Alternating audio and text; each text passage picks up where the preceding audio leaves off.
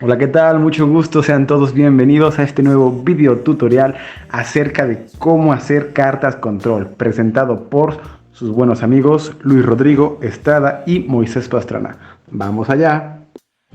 Bien, y ahora ustedes se preguntarán, ¿qué son las cartas control? Bueno, pues las cartas control son representaciones gráficas que nos ayudan a analizar y observar el comportamiento de un proceso durante un periodo de tiempo. Esto a su vez nos indicará si nuestro proceso es estable o no lo es. Para poder realizar estas gráficas necesitamos calcular los límites de control. Estos son líneas que se trazan de manera horizontal a lo largo de toda la gráfica, que determinan los límites para concluir si un proceso se encuentra bajo control estadístico o no. Parte de las características importantes de los límites de control es que no representan los límites reales del proceso. Se calculan con los datos obtenidos, representan cierto porcentaje de variación y relaciona la medida y la desviación estándar de los datos. Moisés, Rodrigo, ya tengo mi gráfica de control. ¿Y ahora qué? Bueno, ahora pasemos a la interpretación de nuestras cartas de control. Primero, se dice que nuestro proceso es estable si todos los puntos se encuentran dentro de los límites. La gráfica presenta un comportamiento aleatorio y los datos se encuentran cerca de la línea central. Ahora bien, se dice que un proceso es inestable cuando los puntos se encuentran fuera de nuestros límites y los datos presentan un comportamiento no aleatorio. Existen dos diferentes tipos de gráficos de control, por variables y por atributos, en donde las cartas de control por variables presentan características de calidad de tipo datos continuos, peso, volumen, longitud, velocidad, temperatura, etc. Donde se pueden realizar gráficos de control de promedio de medias, rangos, desviaciones estándar y medias individuales. Por otro lado, las cartas de control por atributos solamente se enfocan en si cumple o no las especificaciones del producto analizado. Dentro de este tipo de carta control se encuentra la carta P, la carta 100P, la carta NP, carta U y por último la carta C. Para saber qué tipo de carta control utilizar, si la P o la NP, es necesario seguir las siguientes recomendaciones. Cuando el tamaño de los subgrupos es variable, se optará por usar la carta P. Y si el tamaño de los subgrupos es constante, se usará la carta NP. ¡Wow! Muchas gracias, Moy, por esta información tan importante. Pero en esta ocasión nos vamos a centrar únicamente en la carta de control NP, la cual nos ayudará a analizar los datos de un proceso con respecto al número de productos defectuosos por cada uno de los subgrupos. Dicho de otra manera, nos va a ayudar a conocer la cantidad de productos que no cumplen con la especificación por el número de muestra. Claro, esto siempre y cuando que el tamaño del subgrupo sea constante. Bien, y ahora tú dirás, Moy, Rodrigo, ya sé qué son las cartas control, ya sé cuáles son los tipos, ya sé para qué se utilizan, pero ¿cómo se hacen? Y bien, para eso vamos a utilizar las siguientes fórmulas, así que es muy importante que pongas mucha atención.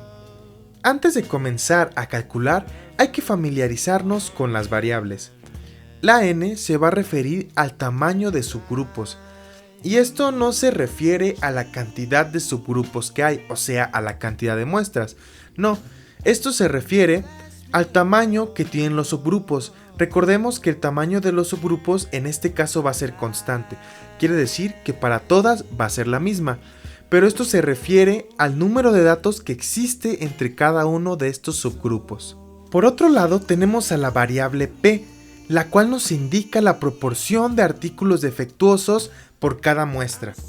Y la manera en la que nosotros podemos calcularla es tomando el número de defectos y dividirlo entre el tamaño de la muestra. Esto se va a realizar para cada uno de los subgrupos. Por último, tenemos a la variable p promedio, que no es otra cosa que la proporción promedio de artículos defectuosos. La manera en la que esta se calcula es dividiendo la suma de todas las p's entre el número de muestras o el número de subgrupos, como lo quieras ver.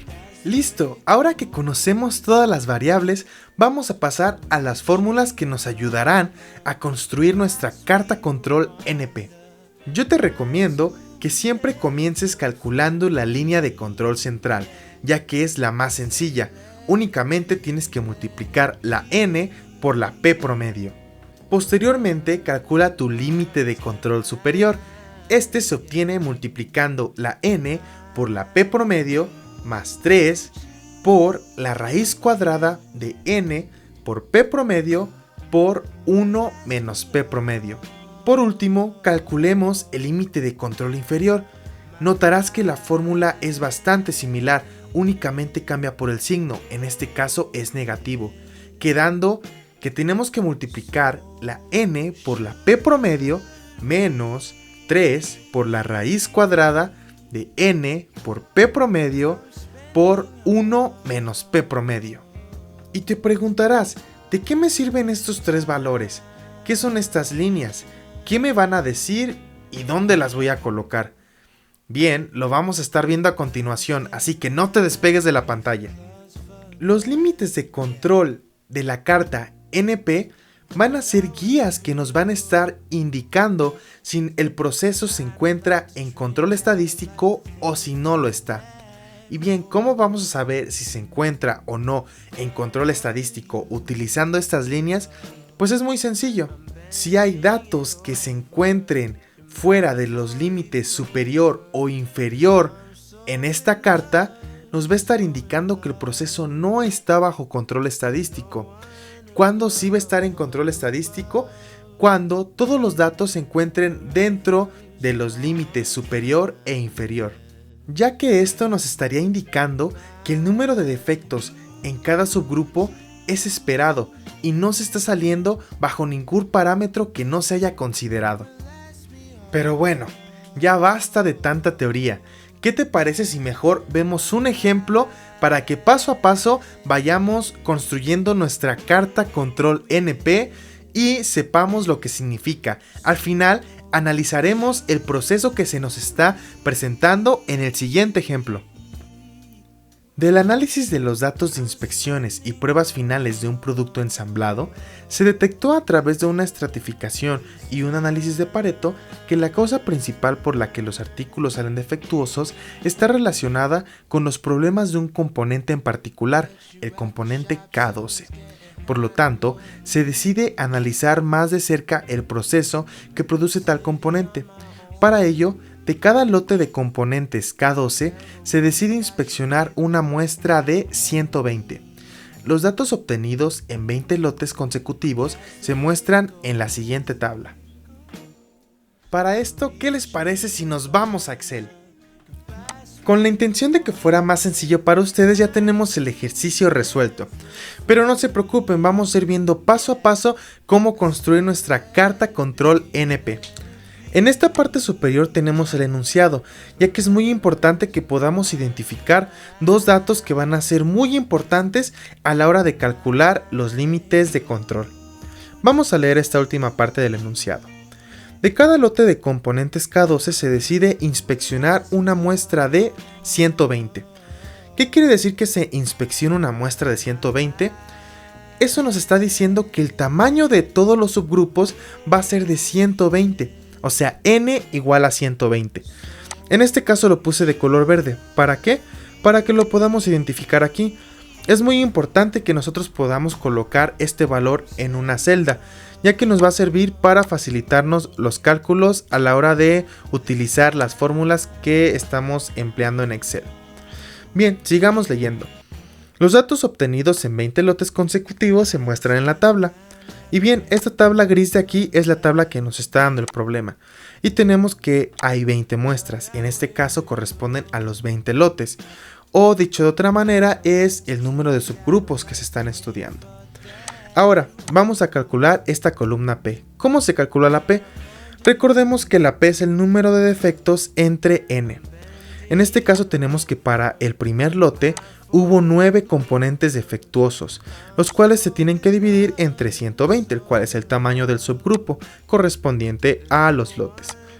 Entonces, de esta manera vamos a colocar el signo igual, Vamos a seleccionar la celda que corresponde a los 9 componentes defectuosos para así dividirlo entre los 120, que es nuestra n. Vamos a colocar estos signos de pesos en el C y en el 26 para fijar la celda. Esto con fines prácticos y que simplemente arrastrando de esta manera este cuadro podamos tener todos los valores de P. Bien, una vez que tenemos nuestra columna de P, vamos a calcular nuestra P promedio. Recordemos que P promedio es la suma de todas las P's divididas entre el número de muestras. Entonces de esta manera podemos ocupar la fórmula en Excel. Ponemos el signo de igual, colocamos la palabra suma, seleccionamos todos los datos de la columna P y los vamos a dividir entre 20, que sería el número de lotes. De esta manera estamos dividiendo la suma de las P's entre 20. Y así tenemos nuestra P promedio.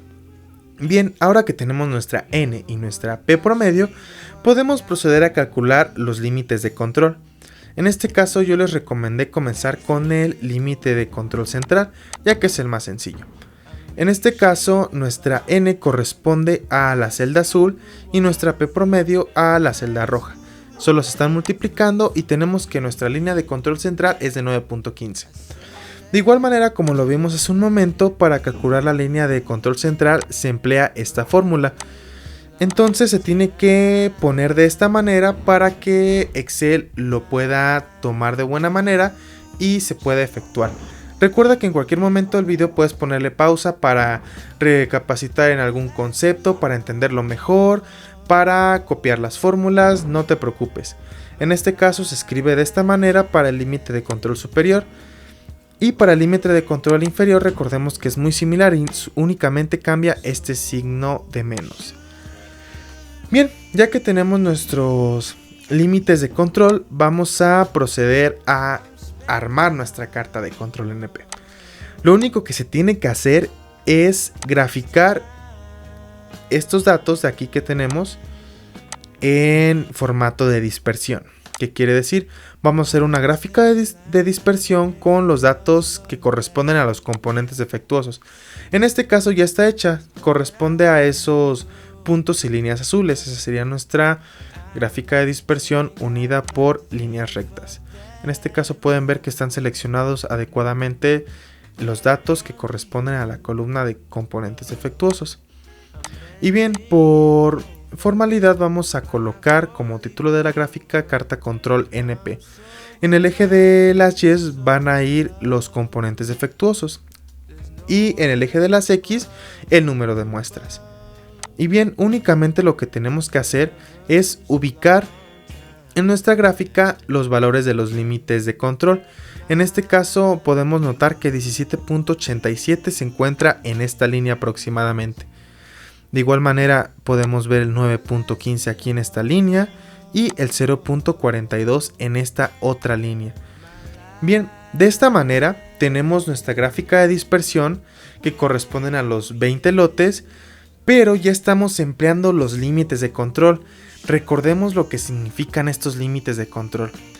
Y bien, podemos observar que algo no está bien aquí, ¿verdad? Hay datos que se están saliendo. ¿Qué significa? Pues bueno, vamos a averiguarlo. Excelente, ahora ya tenemos nuestra carta control NP. Vamos a poder interpretarla con toda la información que Moy y yo ya estuvimos compartiendo a lo largo de este video. ¿Qué podemos observar en esta carta de control NP? En el caso del lote 12, hay un dato que está sobrepasando el límite de control superior. ¿Esto qué quiere decir? Que el número de defectos que presenta este lote es superior al que está contemplado. En este caso tenemos que revisar lo que sucedió en la producción del lote 12 para poder identificar ese problema y corregirlo. Ahora, en el caso del lote número 16, vemos que este está por debajo del límite de control inferior. Necesitamos corroborar que el dato sea correcto, ya que es muy inesperado que no haya habido ningún defecto en ese lote. Pero si nos damos cuenta que los datos están correctamente identificados y reportados, podemos promover el procedimiento que se utilizó para generar los productos en el lote número 16. Entonces, en conclusión, podemos ver la importancia de saber realizar este tipo de cartas de control, ya que podemos ver de manera visual cómo se comportan los datos y qué significa cada uno de estos. En este caso, identificamos que el proceso no está bajo control estadístico, lamentablemente, ya que 2 datos están saliendo de los límites de control. Esperamos que este tutorial sobre cartas control y cómo realizar una carta control NP te haya servido. Recuerda que tus amigos Moy y Rodrigo estamos aquí a tus servicios. Hasta el próximo video.